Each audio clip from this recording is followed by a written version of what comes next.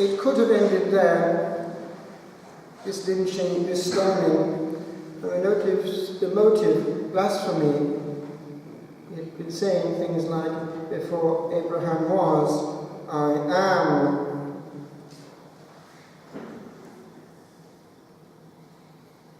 With regard to what the Lord is doing here, we need to bear in mind that he was in full control. By choosing not to let it finish by this shortcut, he was willingly and in full command undertaking the maximum. By divine providence, it had to be the cross and not the stone. It had to be Calvary and not throwing off a cliff. It had to be what had to be. If one goes to the Holy Land, one finds that all is concentrated in one small area. Our redemption took place in a spot which for donkey's years was venerated as the centre of the world, coming from a quotation in the Psalms, in the middle, in medio of the world, he operated salvation, our salvation. And there is also a tradition that the skull of Adam was there, underneath the place which means place of the skull, Calvarium, Golgotha, the Hebrew root means that. So it is not without importance geographically, and hence it is that all these different parts of the Christian family have struggled to have a bit for themselves. I was there not long ago, and I paused. Before one goes up, one can actually observe the foot of the cross area, because although it's been built over, they have deliberately put one part of the original rock before the naked eye, protecting it with glass. And that part is not without importance. We have in early pilgrim accounts the fact that one can see the precious blood of Christ in the rock. And so it is quite clear. Lots of blood is there and will not go away ever. It is the precious blood. This last week I was in Italy because they always call me back at this time to help. Just before Easter, it's a big operation. And the monk who, at the closure of one of their foundations, Cistercian foundations in Latin America, retrieved what he had been able to get to them when they were founding from Santa Croce in Rome, a major relic of the Holy Cross, for they have the custody of it. And he was able to split it up into smaller ones, and I had one. It's actually quite big, because it was an important relic that they had, even as a splinter. And he was telling me a story. At his own profession, solemn profession as a Cistercian, his invitation had been present next to him, Monsignor Danzig, I forget what it was. He's now dead, but he was, I believe, a bishop working in the Vatican. He was also an exorcist, and that's important. A holy man. And this Monsignor was in the process of exorcising a lassie in trouble, and it was a serious case. And old Nick and his minions were not in a hurry to go away. So he put on the pressure, and he still would not go away. And he started to threaten him. Okay, if you will not depart, I will get the relic of the true cross. And he meant the big one, or part of it, from Santa Croce. And immediately there was all hell breaking loose in the mouth of this possessed person. Ah, not that! It has his blood on it!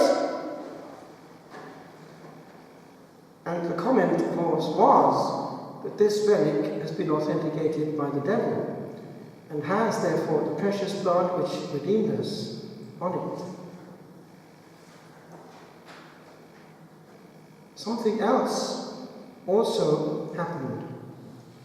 Before they left Santa Croce in Rome, because the Vatican was asking to be handed back over to the diocese after many centuries, it was no longer therefore a monastic church, but they were able to recuperate one or two things, and there was one relic that they were actually hesitant about. It seemed so unbelievable. But my friend, the monk, made serious research, and he was not going to doubt it, because he found all the continuous evidence from more than one source in more than one place. So, it was this, believe it or not, a file sealed, completely sealed, with the bishop's seal, of what had been retrieved way back, in the first period from Calvary, still liquid. So that was something. Now, we are boggling over these things, and we forget that it's happening every time we're at the altar. You know that occasionally the Lord lifts the veil, and Eucharistic miracles happen. There are several degrees. The maximum is l'Anciano, that degree when actually completely transformed, but it's happened recently again in Argentina. Now, the theologians, including St. Thomas Aquinas, analyzed these maximum miracles, and they go through it like this. The presence is there. And by the way, John Paul II came to Siena, where I was ordained, in 1994, when they had the Eucharistic Congress there, and he adored our local miracle, which is carried every Corpus Christi Thursday through the streets of Siena behind the Archbishop and all the clergy in front. And it is a miracle which doesn't go all the way, it's just the completely miraculously preserved hosts from 1730, when they were stolen and found, but they were never consumed, and they're still perfectly intact in an ordinary vessel. Quite inexplicable. But this other one, therefore, John Paul II adored that and said in deep emotion, the presence is there, the presence is there. You could feel it. C'è la presenza, c'è la presenza. But the theologians, with regard to the other scale, when it's visibly transformed, say there is the presence, c'è la presenza, but it is the Lord producing a second miracle there, insofar as the place of the body and blood of Christ glorified is in heaven. The Lord, in that case, is producing for our eyes something which the presence is, but in that case it's no longer in the form of bread, but in the form of flesh and blood. But the true, as it were, visicity of it has to be in heaven. Now, we talk about the presence sine loco, without the place. The accident of the place is not there. That's how they get around it in metaphysical terms. But all that to explain, therefore, to answer the problem, how can it be? It would imply the reincarnation, as it were. No, it's not quite that. But the presence is there. The presence has to be there. Now, what actually happens when we're before the Lord is that because that real presence is there, things start to happen. If one takes it seriously and returns to the Lord his rights with maximum attention, then, as Catholics, we have access to heaven right there, a few centimeters in front of us. And if the soul is in a state of grace, one can expect communications to take place. If, on the other hand, the soul is full of what? noise, limited time and availability, divided attention, a full stomach and a full heart, emotions and passions, worry not handed over. Do you see how unfree the Lord is to make those communications happen? The time of day given to an encounter with that maximum matters an awful lot. Those of you who have had access, especially over a prolonged period, to moments of nocturnal adoration or any genuinely quiet place and space with Him alone, will know things happen. Not dramatic, for the Lord normally is not a dramatic mover, but He is a real mover, and He knows how to get through to us. And if we have to do something for Him, He has ways and means of getting through to us, because He will get through to those who will do something that He wants done. If we are in a place, a position of responsibility, or even of able to do something for Him, He will, to our direction, inspire things, and not to someone else's. Why? We have what they call state of grace.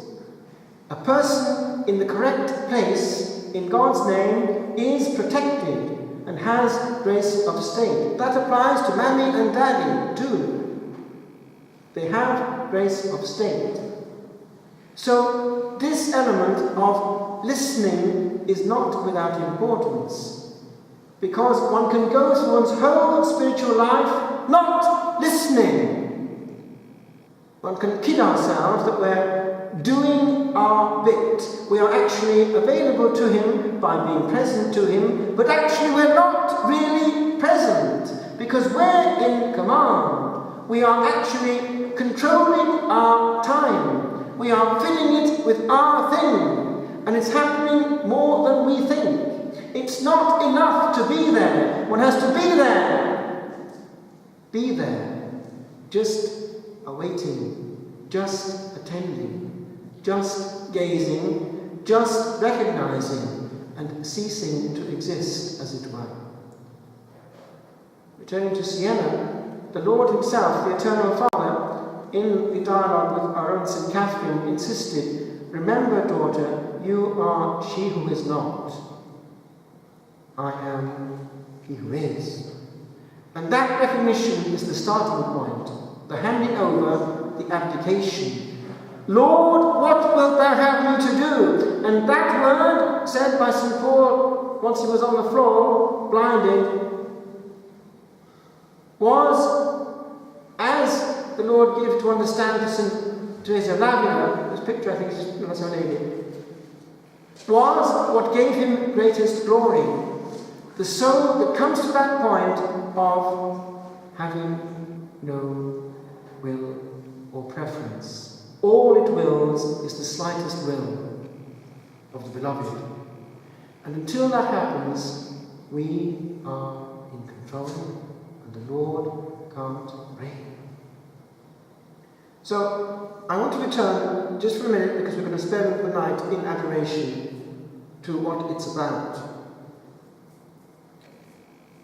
At Calvary, the Lord made real what was virtual and intentional the previous night. The presence of the Lord, according to the theologians, at the Last Supper was slightly dissimilar to that celebrated by the apostles after the resurrection. After the resurrection, it was what we have for all time, the glorified body. At the Last Supper, we're not quite sure how it worked, but the intention was the same, and therefore the whole power of Calvary was anticipated, but the body was not yet glorified. So in a mystic and for us, unbelievable, understandable way, the Lord found a mode of making that as yet unglorified presence present in His hand also, and giving it to His disciples. It's seen very well by Blessed Anne Catherine Emmerich, how she saw a very powerful light, grace and healing and glory passing into all the apostles except Judas at that point, reminding us what is happening to us. Now we have the victory also, for on the Last Supper there was a certain sadness. The Lord later was to go and sweat already the precious blood in the Garden of Olives, seeing, it would seem, in particular, the sins of mankind with regard to the abuse of grace. He couldn't bear that all this blood for many would be shed in vain, and there would be much ingratitude for what he was giving, especially there where the blood would be given. He saw all the sacrilege of the centuries, which by the way has been increased notably in our time. And it seems, according to Anne Catherine Emmerich, before that, more than anything, that he was saying, let this chalice pass from me. He couldn't bear the thought.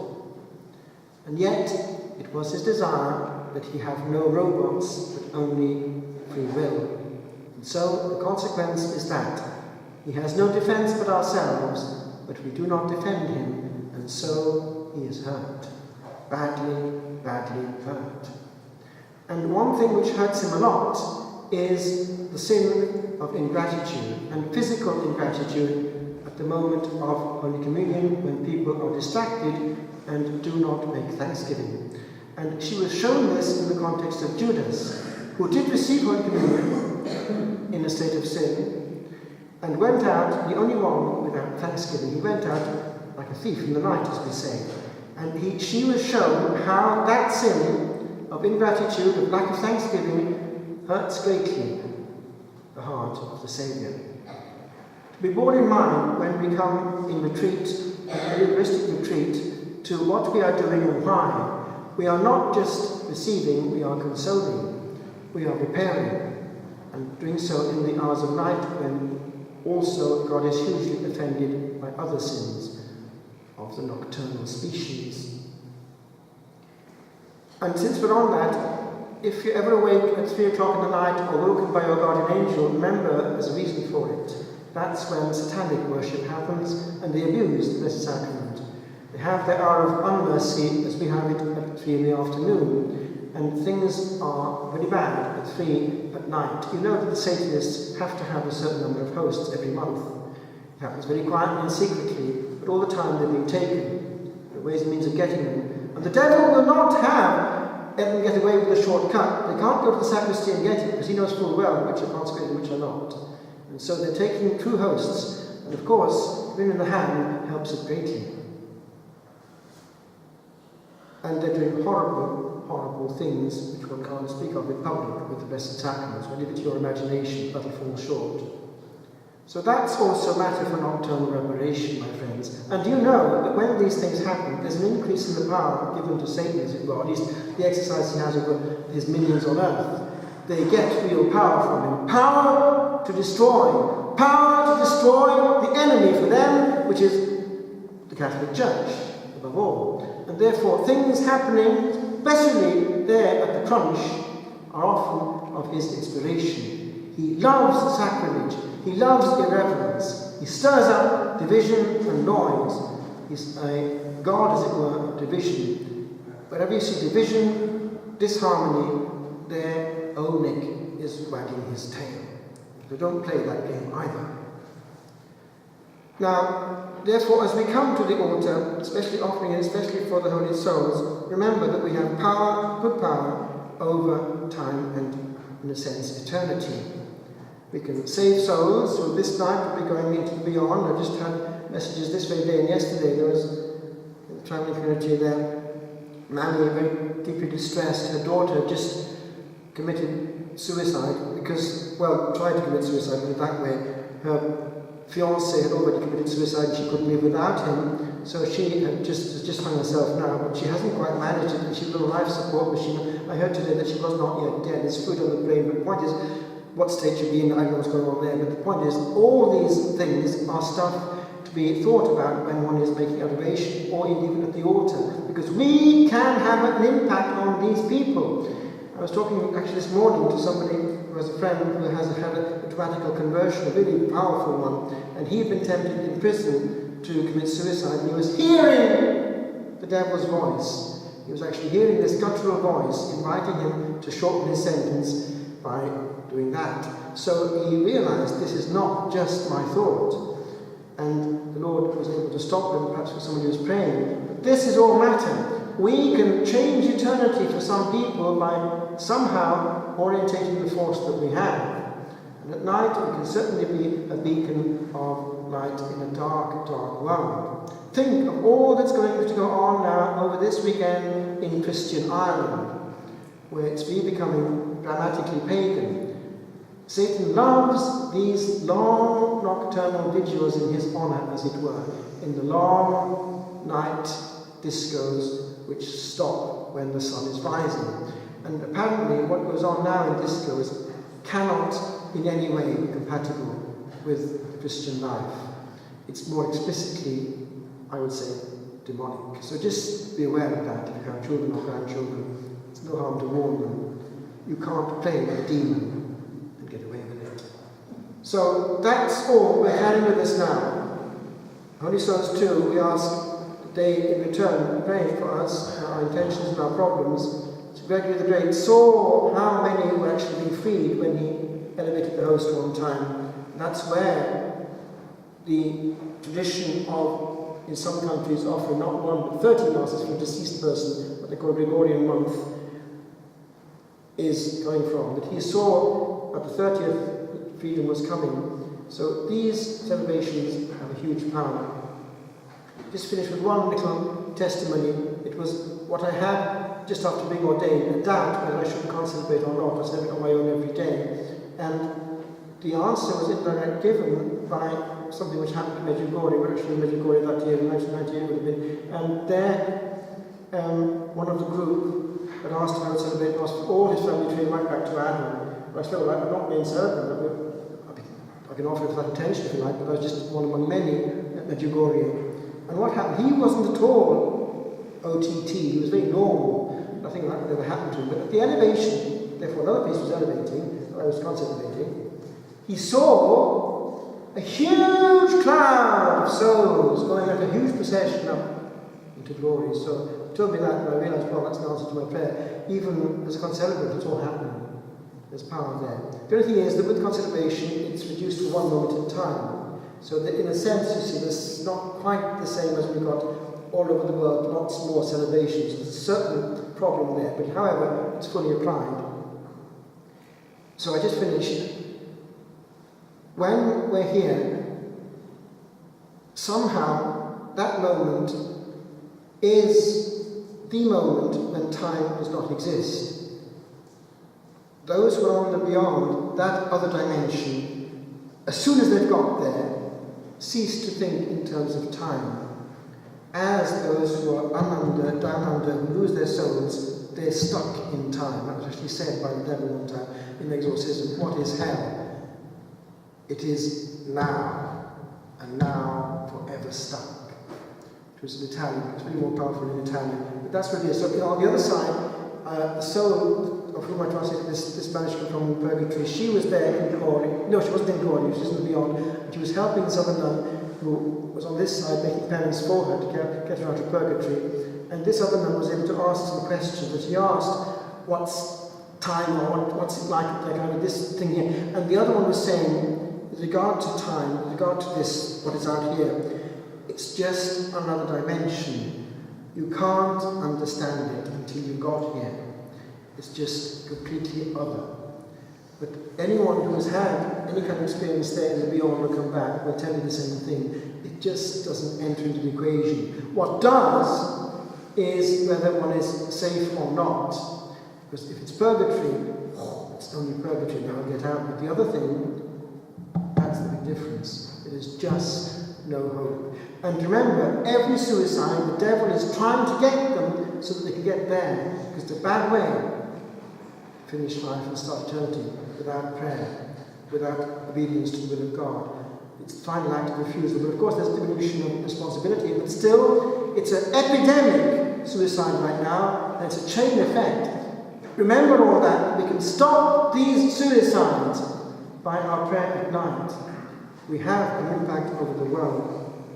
So all that to say that it matters big time whether we're there attentive or there and absent, whether we're there really adoring or doing our own thing.